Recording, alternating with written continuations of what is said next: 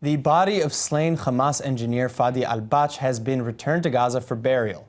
Al-Bach was shot in a drive-by shooting in Malaysia last weekend, and though officials haven't yet made any arrests, both Hamas and al-Bach's family have blamed the Israeli Mossad for orchestrating the attack. Israel, as a matter of policy, has not yet commented, but the claim of Mossad involvement has now been backed up in a recent article in the New York Times. Joining me now via Skype is co-author of the aforementioned article, Dr. Ronen Bergman.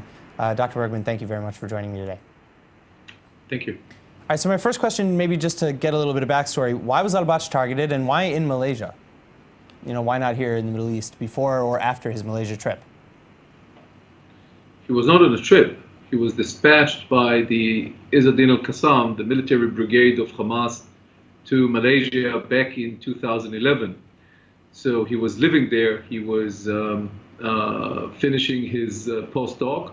And then he was part of a secret Hamas unit that dealt with procurement of sophisticated arms, sophisticated technology for the Hamas armament in Gaza, and the R&D for some of their most complicated projects, like drones, like underwater submarines, and others.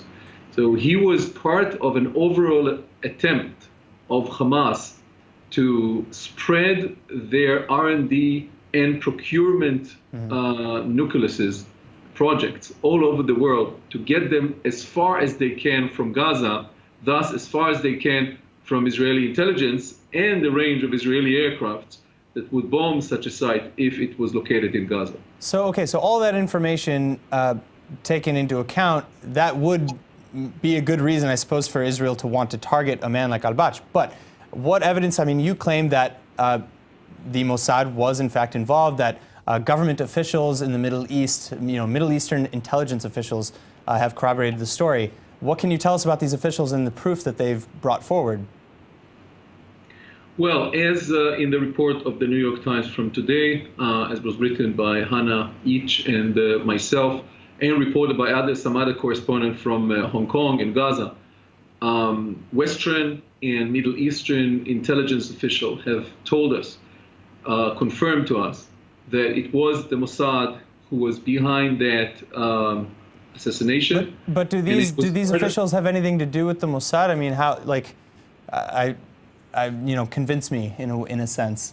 I hate to say, what makes you so sure that the Mossad did it? That and I don't know why. What other conclusions can we come to from that?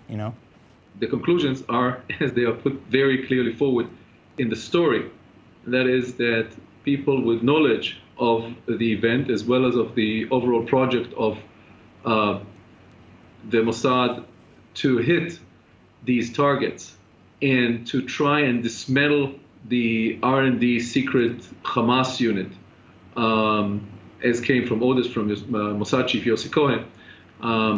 These sources with knowledge of that have confirmed to us it was the Mossad behind that.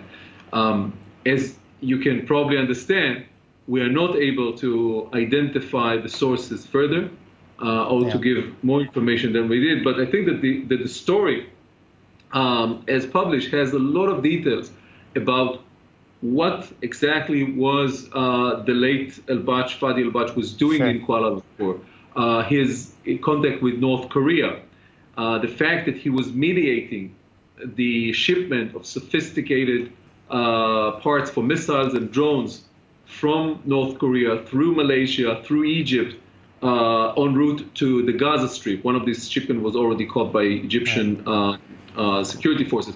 All that, I think, gives a strong indication that the sources with whom we spoke, and again, it's a team from the New York Times who spoke with it, has a very good knowledge of what actually happened. Sure. All right, Dr. Ronen Bergman, thank you very much for coming in and sharing all that information. Thank you. Thank you.